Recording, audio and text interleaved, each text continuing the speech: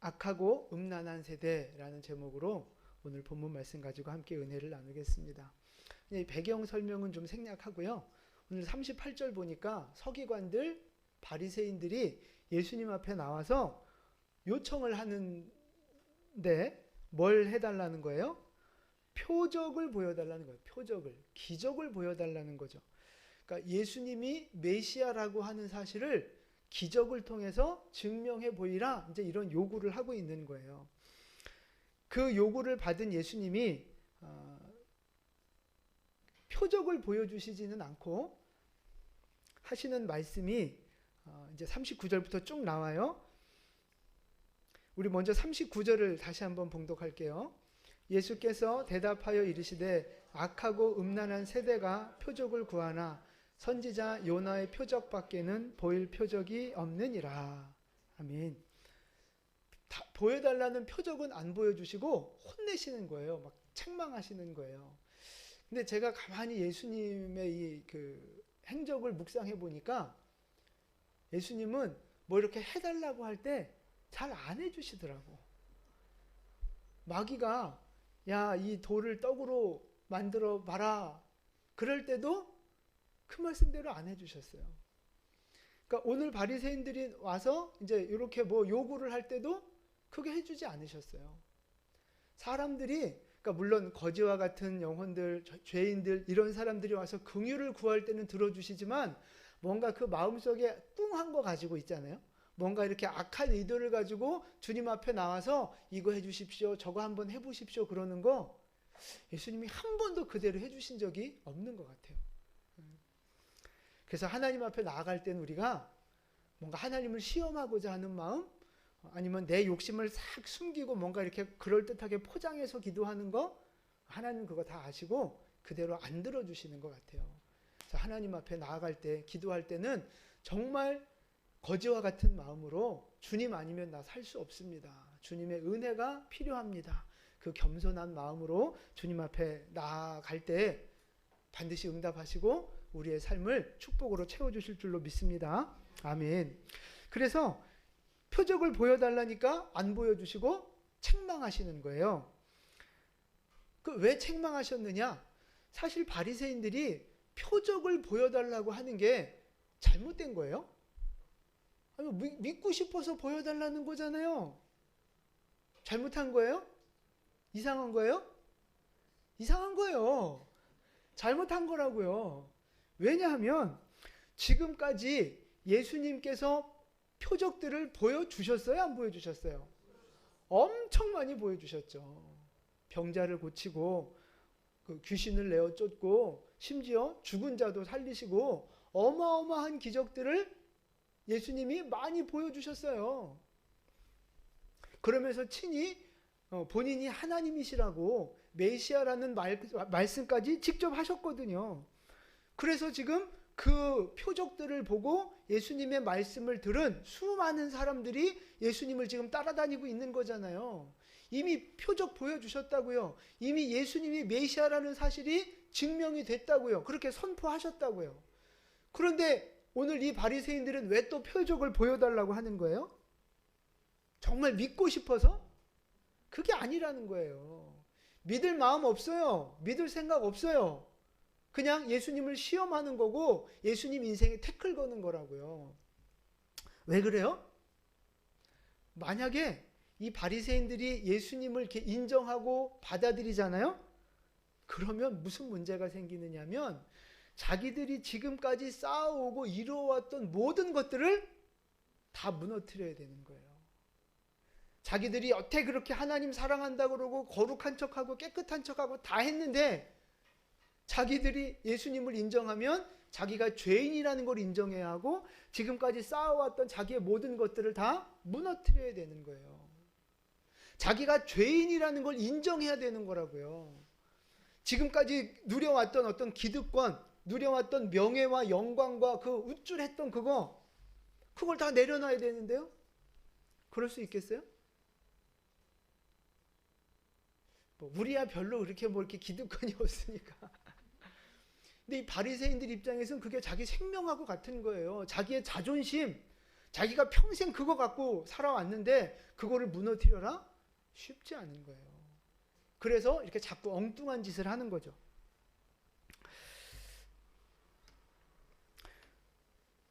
그래서 예수님이 이 바리새인들을 향해서 오늘 뭐라고 말씀하시느냐면 악하고 음란한 세대라고 말씀하시는 거예요. 악하고 음란한 세대. 여러분, 근데 우리도 그래요.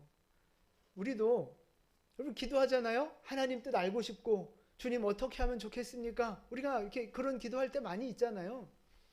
근데 여러분 묻고 싶은 거예요. 진짜 하나님 뜻 몰라서 물어보시는 거예요? 진짜 하나님 뜻 몰라서 그러시는 거예요? 많은 경우에 그러니까 어떨 때는 그러니까 별로 중요하지도 않은 거 가지고 막 그렇게 그 주님 뜻 가르쳐 달라고 그럴 때도 있고요. 또 많은 경우에는 이미 본인이 마음에 정해놨어요. 본인이 딱 뭐 하겠다고 내 계획도 세워놓고 자기가 딱 미리 다 정해놓고 하나님 앞에 기도하는 거예요. 동의를 얻는 거죠. 내가 결정해 놓은 거에 하나님 동의해 주십시오. 실제는 그건데 포장은 주의 뜻을 보여주시옵소서. 이따가 또 말씀을 드릴 거예요. 그래서 어쨌든 그런 겉과 속이 다른 악한 모습으로 주님 앞에 나와 있기 때문에 예수님이 너희는 악하다 말씀하신 거예요. 그리고 또 뭐 하대요? 이 세대가 음란하대요. 음란하대. 왜 음란하다고 했을까? 바리새인들 그렇게 율법을 잘 지키고 깨끗한 척 깨끗하고 막 그랬는데 왜 음란하다고 하셨을까요? 그들이 말로는 겉으로는 하나님 사랑한다고 하나님이 최고라고 자기 목숨보다도 하나님도 소중하다고 그렇게 입으로는 항상 떠벌렸거든요. 근데 실제 그들의 마음속엔 지금 뭐를 사랑하고 있어요? 자기를 사랑하는 거예요. 세상을 사랑하고요. 자기 명예, 자기 욕심 지금 그거 사랑하고 있다니까요. 그러니까 겉으로는 하나님 사랑, 속으로는 세상 사랑, 자기 사랑 두 마음을 품은 거예요. 그러니까 영적으로 이걸 음란하다고 주님이 말씀하시는 거죠. 깨끗하지 못한 거예요. 그래서 예수님이 그들을 향하여 악하고 음란한 세대라고 말씀하시는 거죠. 악하고 음란한 세대가 갖고 있는 특징이 몇 가지가 있어요. 그거를 좀 살펴보려고 하는데 첫 번째는요. 죄의 문제입니다. 죄. 악하고 음란한 세대는요. 죄를 깨닫지도 못하고요. 죄를 지으면서도 그걸 죄가 아니라고 생각을 해요. 그러니까 죄를 부정해버리는 거예요. 이거 죄 아니야. 이런 건 괜찮아. 남들도 다 그래. 안 그런 사람 있으면 나와보라 그래. 이러면서 분명히 죄인데 죄로 인정하지 않고 받아들이지 않는 거예요. 여러분 보세요. 죄를 인정하지 않아요. 그러면 뭐가 없어요? 회개가 없어요. 죄를 인정하지 않으면 회개가 없다고요. 그러니까 죄를 인정하지 않으면 회개가 없고 회개가 없으면 살던 그 인생 그대로 살아가는 거예요. 하나님을 거역하는 길, 불순종하는 길, 자기 마음대로 살아가는 길을 계속 그냥 살아가는 거라니까요. 그래서 악하고 음란한 세대가 되지 않으려면요. 첫 번째로 자기 죄를 직면하셔야 되는 거예요. 내 죄를 직면하셔야 된다고요. 내가 알고 있고 깨달은 죄, 그리고 깨닫지 못했었는데 하나님께서 깨닫게 해주신 죄들, 그런 게 있다면 여러분 그 죄를 직면하시고 내가 죄인이구나를 인정하시고 회개하셔야 되는 거예요. 돌이키셔야 된다고요. 돌이키지 않으면 어떻게 되는 거예요? 그냥 계속 그 길 간다니까요. 자기 고집 부리고 자기 감정대로 자기가 옳다고 생각하는 대로 아니 자기 손해보기 싫은 길로 그냥 계속 가는 거예요. 그러면 결국 심판의 길, 고난의 길 걸어가는 거죠. 그래서 진짜 복된 인생은요, 누구냐? 자기 죄를 직면해서 하나님 앞에 그 죄를 고백하고 돌이키는 사람이 가장 복된 사람인 줄 믿으시기 바랍니다. 죄를 직면하실 수 있어야 돼요. 또 하나 악하고 음란한 세대의 특징은 뭐냐면요, 은혜를 사모하지 않아요.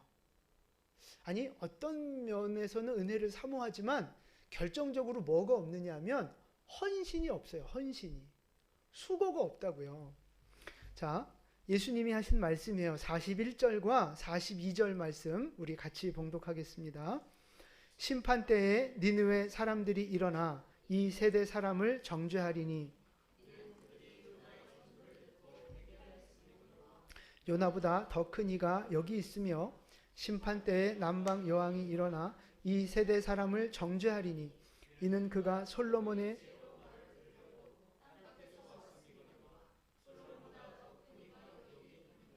아멘. 지금 두 가지를 얘기하세요. 첫 번째는 니느웨 백성들이 마지막 날 너희들을 정죄할 것이다. 또 남방 여왕이 마지막 날에 너희들을 정죄할 것이다. 두 가지를 이야기해요. 왜 이런 얘기를 하셨느냐? 여러분, 니느웨 백성들이 원래는 심판받아야 되는데 회개하고 구원받았거든요. 근데 누구를 통해서 회개하고 구원받았어요? 그래, 요나 선지자를 통해서 회개하고 구원받았어요. 그 짧은 설교를 듣고. 그런데 지금 이 바리새인들은 누구의 설교를 들어요? 예수님의 설교. 하나님이신 예수님의 설교를 지금 직접 3년 동안이나 들으면서도 뭐 하지 않아요? 회개하지 않는 거예요.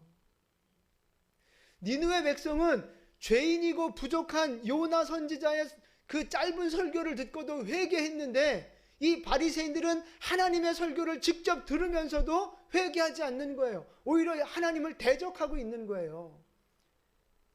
심판 받아야죠.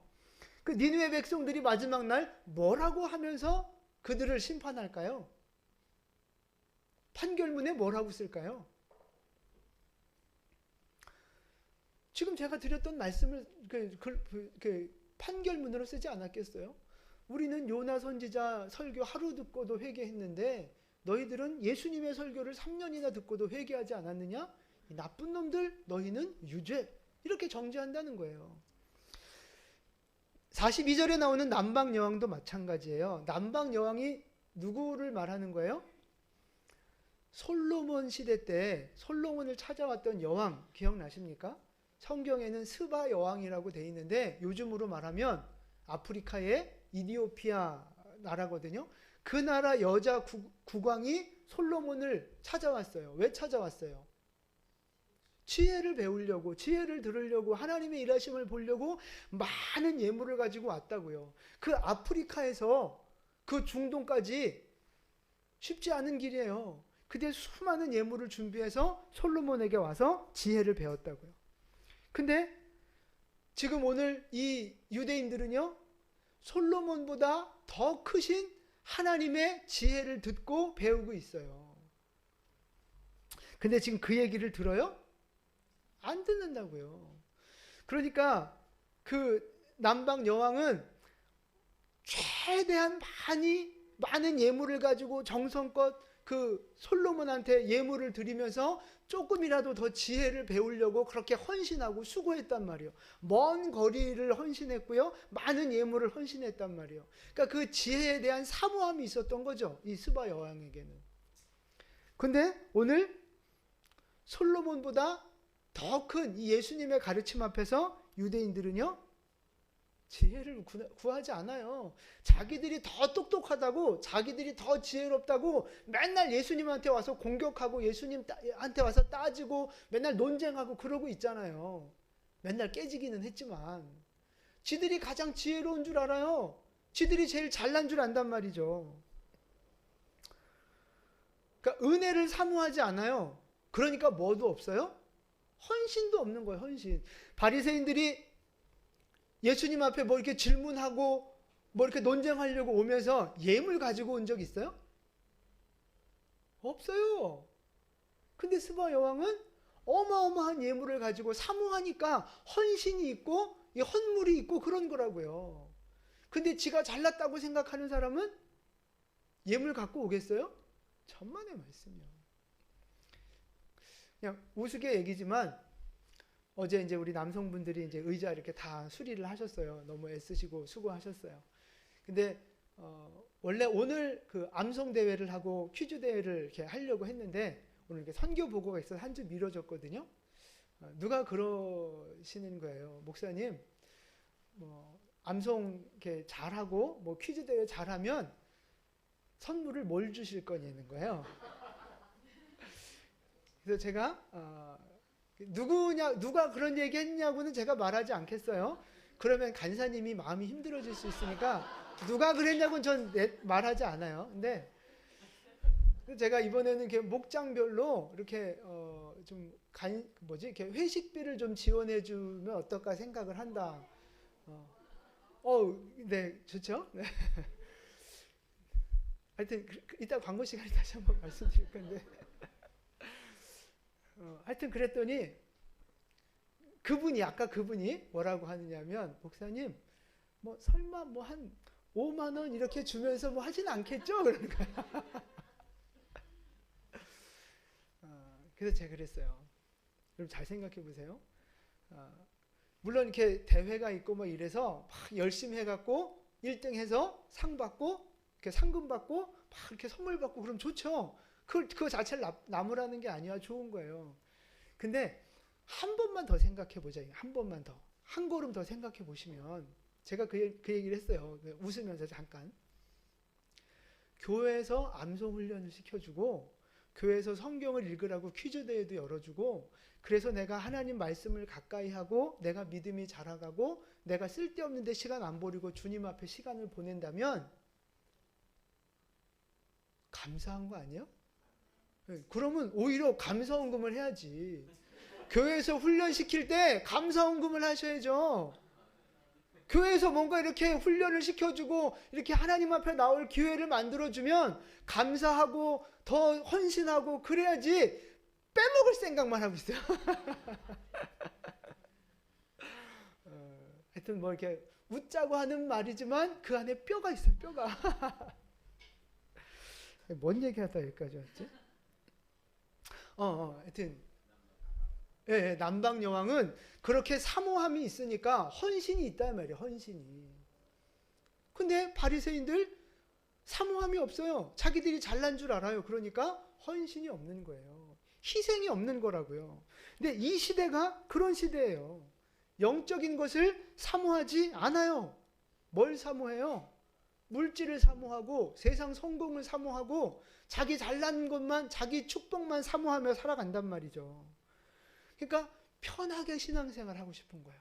편하게 스트레스 안 받고 그냥 은혜로운 말씀만, 달콤한 말씀만 들으면서 그냥 편하게 복만 받으면서 신앙생활 하고 싶은 거죠. 그게 오늘 악하고 음란한 세대의 모습이라고 하는 거예요. 그러면 정죄받을 겁니다. 그거 자체가, 그런 마음 자체가 나쁘다는 게 아니라 거기에서 넘어지시면 안 돼요. 그거를 뚫고 극복하셔야죠. 여러분 이걸 극복하지 못하면요 결국 마지막 날에 정죄받으신다니까요. 남방 여왕한테 우린 정죄받을 거예요. 하나님의 말씀 앞에 우리는 심판받을 거라고요. 수많은 말씀을 들었는데 왜 너희는 순종하지 않았느냐고. 그렇게 맨날 죄를 지며 살아가면서도 왜 회개하지 않느냐고 책망받을 거예요. 우리 한국 땅에는 성경책이 굴러다니는데 왜 성경 읽지 않았느냐고 책망받을 거예요. 내가 그렇게 너희에게 좋은 것들을 허락해 줬는데 왜 너희는 나를 위해 헌신하지 않고 희생하지 않고 땀 흘리려고 하지 않느냐. 나는 너를 위해 십자가를 지고 피 흘렸는데 왜 너는 나를 위해서 피 흘리려고 하지 않느냐. 주님이 우리에게 그런 책망을 하실 거라고요. 그러면서 남방 여왕이 말하겠죠. 너희는 유죄. 사랑하는 우리 성도 여러분, 죄가 깨달아질 때 주님 앞에 회개하시고 돌이키는 은혜가 있기를 축복합니다. 죄라는 걸 알면서도, 잘못인 걸 알면서도 고집부리고 계속 그걸 돌이키지 않고 계속 그 죄를 품고 죄를 붙들고 살면 누구 손해예요? 누구 손해? 여러분 그 빨갛게 핀 숯불을 내가 손에 붙잡고 있다고 생각해 보세요. 어떡할 거예요? 그 빨리 던질수록 나한테 손해가 안 오는 거잖아요. 빨리 던져버려야 된다고요. 죄가 그런 거예요. 내가 붙들고 있을수록 나만 손해예요. 내가 죄를 붙들고 있을수록 내 인생만 지옥같이 괴로워진다니까요. 죄는요, 그것이 얼마나 좋아 보이고 얼마나 화려해 보이든지 상관없이 하루 빨리 끊어내는 것이 나에게 복인 줄 믿으시기를 바랍니다. 여러분, 죄를 모른 척 하지 마세요. 내가 이 손에 숯불을 쥐고 모른 척 한다고 해서 내 손이 안 타는 게 아니잖아요. 죄는요, 반드시 우리에게 데미지를 입히게 돼 있어요. 악한 영향을 끼치게 돼 있다고요. 우리의 마음이 지옥이 되고 우리의 삶이 고난으로 빠지고 그 중심에 이 죄가 있는 거예요. 그래서 죄를 하루빨리 깨닫는 그 순간에 끊어내시고 돌이키시고 회개하셔야 되는 거예요. 알고 있는 죄도 그렇고 어느 날 문득 하나님이 깨닫게 하시는 죄들이 생각난 게 있을 거예요. 그런 것들 끊어버리셔야 돼요. 그것이 나에게 복이 되는 줄 믿으시기 바랍니다. 여러분, 또 하나님 은혜를 사모하세요. 하나님 앞에 더 믿음이 성장하기를, 내가 더 거룩한 사람 되기를, 더 주님의 기쁨이 되기를 사모하시라고요. 그런 사모함이 있는 사람은요, 어떻게든 예배하려고 애쓰고 어떻게든 내가 성경 읽으려고 애쓰고 기도의 자리 지키려고 애쓴다고요. 그런 사모함이 있는 사람은요, 하나님 앞에 늘 감사의 예물이 끊어지지 않는다고요. 그런 게 없으니까 그냥 이게 뭐 정신줄 놓은 사람처럼 그냥 교회만 왔다리 갔다리 하는 거예요. 그러니까 아무 열매도 없고 성장도 없고 감사도 없고 헌신도 없고. 주님은 그런 세대를 향하여 악하고 음란한 세대라 말씀하십니다. 여러분, 하나님 말씀에 순종하셔서, 여러분 정말 하나님 말씀에 순종하셔서 이 악하고 음란한 세대에 우리가 물들지 않고 전진하는, 뚫고 일어나는 믿음의 성도들 될 수 있기를 주님의 이름으로 축원을 드립니다. 아멘. 악하고 음란한 세대에 대한 말씀을 쭉 하시면서 마지막에 이 귀신 들린 이야기를 하시는데요. 우리 43절하고 44절 같이 봉독하겠습니다. 더러운 귀신이 사람에게서 나갔을 때에 물 없는 곳으로 다니며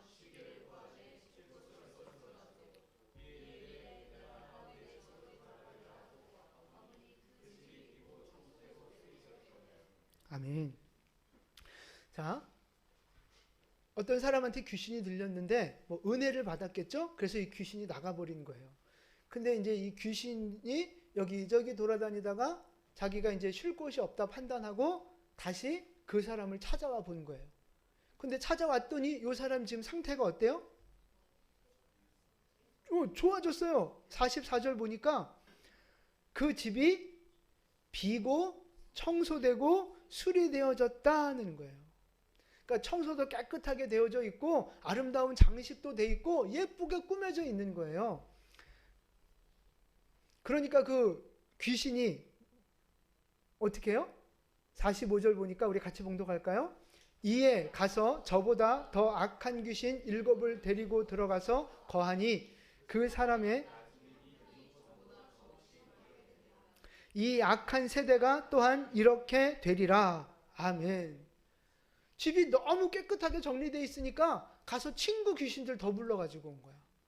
그러니까 이 사람 입장에서는 먼저 본 귀신 들렸을 때보다 훨씬 더 심해진 거죠. 악해진 거죠.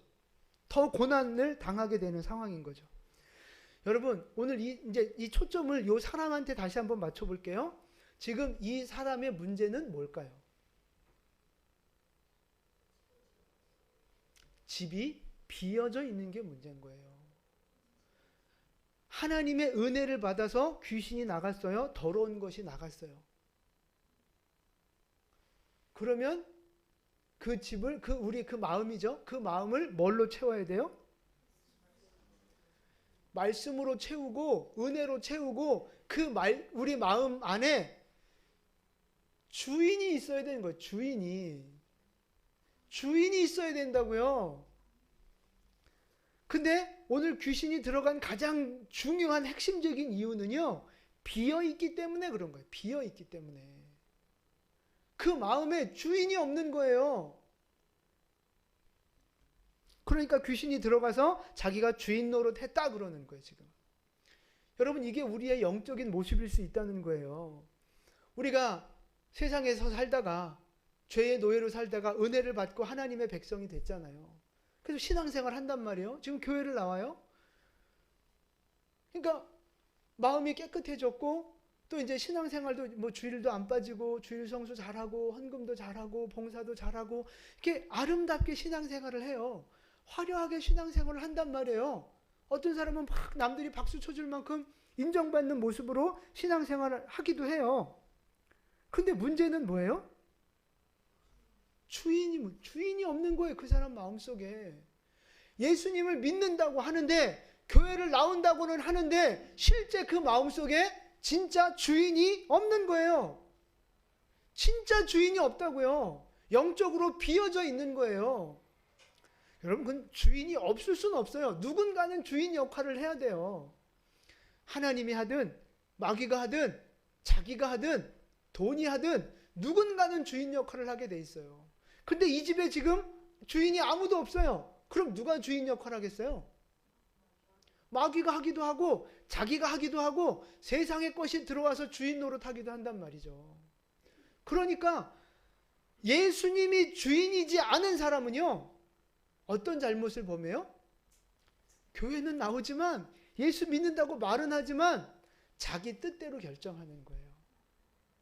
자기가 하고 싶은 대로 그냥 살아가는 거예요.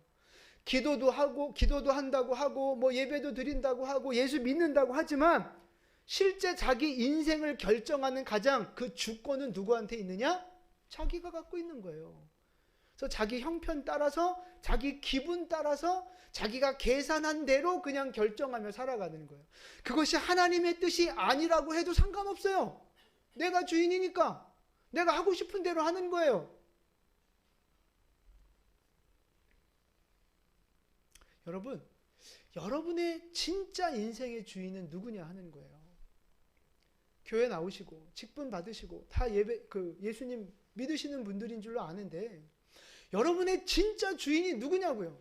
여러분의 인생의 그 선택의 순간에 뭔가를 결정할 때 누구의 뜻을 따라 결정하십니까? 여러분의 감정입니까? 여러분의 계산입니까? 여러분의 경험입니까? 아니면 하나님의 뜻입니까? 진짜 여러분이 결정하는 건 누구의 뜻을 따라 결정하냐고요. 그거에 따라서 내 주인이 하나님인지 아니면 나인지가 결정되는 거라고요. 내 입으로 아무리 주님, 예수님 나의 주님 이렇게 고백해도요, 실제 내가 내 삶 속에서 내 뜻대로 결정하며 살아간다면 그건 예수님이 주인이 아니죠. 내가 주인이죠, 내가. 그럼 예수님은 뭐예요? 내 종이에요. 내 심부름꾼이라고요. 하나님 이거 해주세요. 그럼 해줘야 되고, 하나님 저거 도와주세요. 그럼 도와줘야 되고. 예수님이 그냥 그런 분이에요? 신앙생활 잘못하고 있는 거예요, 그거는. 예수님이 나의 주인 되셔서 내가 그분의 뜻에 굴복하고 그분의 말씀에 내가 굴복하는 것이 그게 우리 기독교 신앙 아니겠습니까? 누가복음 6장 46절 말씀이에요. 우리 말씀 한 구절 같이 봉독합니다. 너희는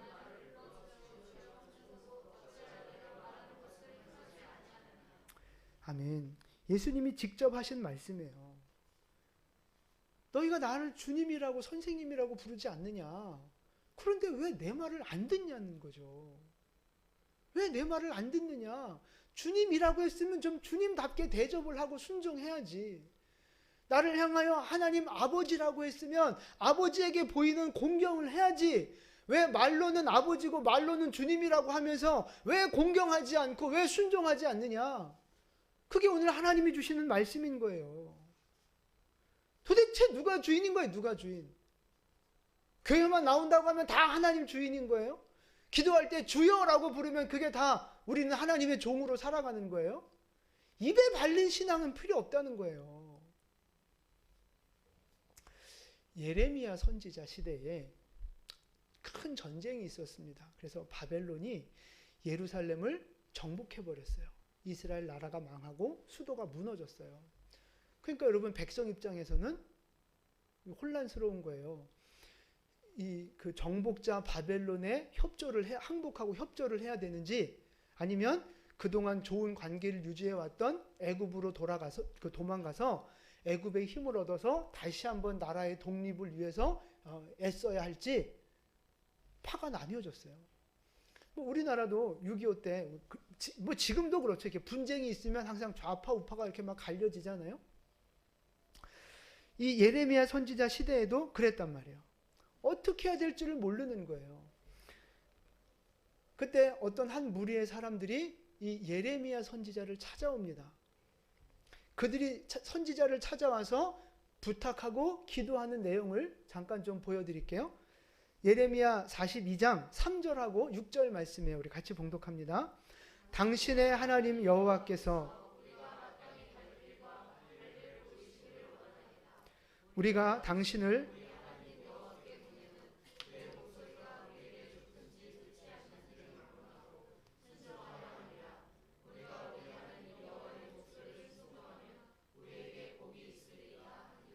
아멘. 너무 아름다운 믿음의 고백 아닙니까? 3절 말씀 보세요. 여호와께서 우리가 갈 길 보여주셨으면 좋겠습니다. 하나님, 지금 이 혼란한 상황에서 어떻게 해야 될지 모르겠어요. 주님의 뜻을 보여주십시오. 주님의 길을 보여주십시오. 정말 겸손한 마음으로 기도하는 거예요. 그 다음에 6절은 뭐예요? 하나님이 우리에게 길을 보여주시는데 그게 나한테 좋은 길이든지 편한 길이든지 아니면 힘든 길이든지 나한테 부담스러운 길이든지 상관하지 않겠습니다. 하나님 뜻만 보여주시면 그 길이 나한테 좋든지 힘들든지 상관없이 무조건 순종하겠습니다. 왜냐하면 순종할 때 우리가 복 받는다는 것을 믿기 때문입니다. 할렐루야. 이런 믿음의 고백을 하고 있는 거예요. 얼마나 아름다운 믿음의 고백입니까? 이 고백을 듣고 이 예레미야 선지자가 하나님의 응답을 받아서 이스라엘 백성들에게 알려줘요. 어느 편에 붙어야 돼요? 바벨론이에요? 애굽이에요? 둘 중에 하나 골라야 돼. 바벨론에 항복하고 협조하라는 것이 하나님의 뜻이었어요. 예레미야 선지자가 그 전부터 계속해서 이야기했어요. 바벨론을 통해서 심판받고 항복하고 협조하고 포로로 끌려가는 것이 하나님의 계획이다. 이 계획에 순종하면 내가 너희를 보호하고 그 땅에서도 내가 너희를 건져서 다시 돌아오게 할 것이다. 이것이 바로 하나님의 계획이었단 말이죠. 그래서 예레미야 선지자가 그대로 백성들에게 하나님의 뜻을 전해줬어요. 그러면 그 한 무리의 그 백성들이 하나님의 뜻을 받고 나서 과연 바벨론에 항복을 했을까요? 아니면 애굽으로 그냥 갔을까요?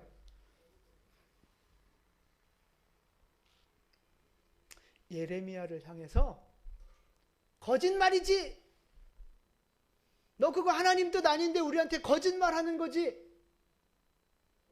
예레미야 선지자를 비난하고 조롱하고 대적했다고요. 그리고 나서 그 사람들은 애굽으로 다 가버렸어요.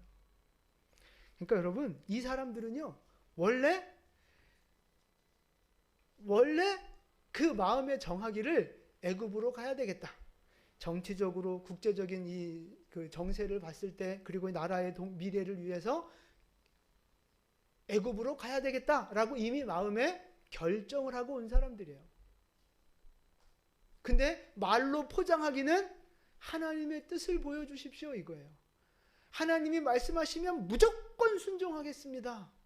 아름다운 말로, 믿음의 말로 포장을 해놓고 실제 마음속에는 이미 결정한 거예요. 하나님, 우린 애굽 갈 건데 여기 동의해 주십시오. 오케이 사인해 주십시오. 그래서 예레미야 선지자 앞에 나온 거예요. 하나님의 뜻보다 뭐가 더 중요해요? 이 사람은 자기 계산, 자기 생각, 자기 결정, 이게 더 중요한 거예요. 이게 더. 말로는 하나님 뜻이면 무조건 순종하겠습니다 했지만 실제는, 그래서 여러분, 진짜 신앙은 뭐에서 증명이 되는 거예요? 순종에서 증명이 되는 거라고요. 순종에서. 아무리 화려하게 신앙생활하고, 아무리 남들 보기에 우와 막 대단하다 이렇게 신앙생활하고, 아무리 그 입술에서 뭐 주옥 같은 아름다운 그 신앙의 고백들이 쏟아진다 할지라도 그 인생 속에서 실제 순종하며 살아가지 않는다면 그 믿음은 가짜예요. 스스로를 속이는 거고요. 남을 속이는 믿음이라니까요. 믿음이 있다면 믿음은 순종으로 증명되어져야 되는 거예요. 믿는 사람은요, 반드시 순종으로 나아가야 되는 거예요.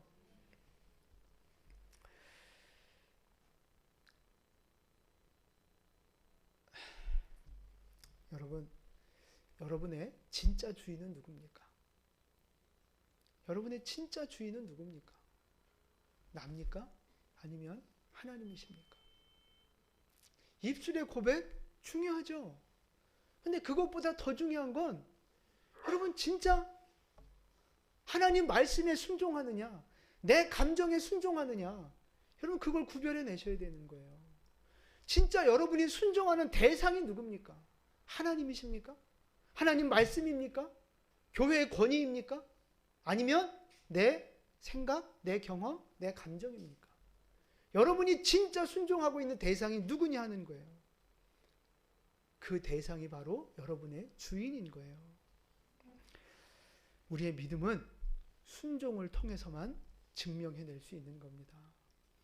믿음이 있는 여러분, 하나님을 나의 주인이라고 고백하는 여러분, 순종하는 은혜가 있기를 축복합니다. 순종으로 여러분의 믿음을 증명해낼 수 있기를 축복합니다. 오늘 본문 45절에서 주인 없는 집에 귀신이 다시 들어갔잖아요. 그래서 나중 형편이 더 나빠졌다 그랬잖아요. 여러분 이게 바로 주인 없는 인생의 결론이에요. 자기 마음대로 살아가는 인생의 결론이라고요. 하나님을 주인으로 모시지 않은 인생의 결론이에요.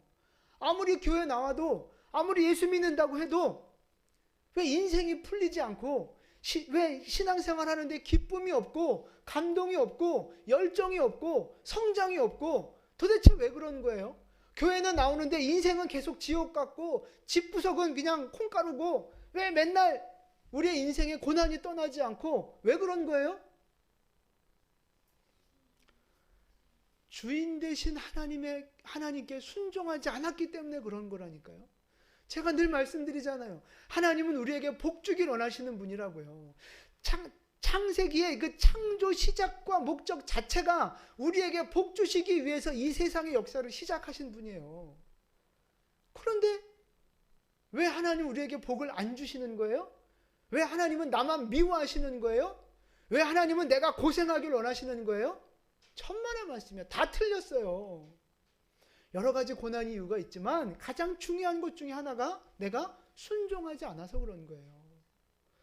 하나님은 선한 목자, 그 선한 목자를 순종해서 따라갈 때 푸른 초장과 쉴만한 물가에 다다르는 것이지, 아무리 목자가 선해도 내가 싫다고 딴 길로 가버리면 고생하는 거라고요.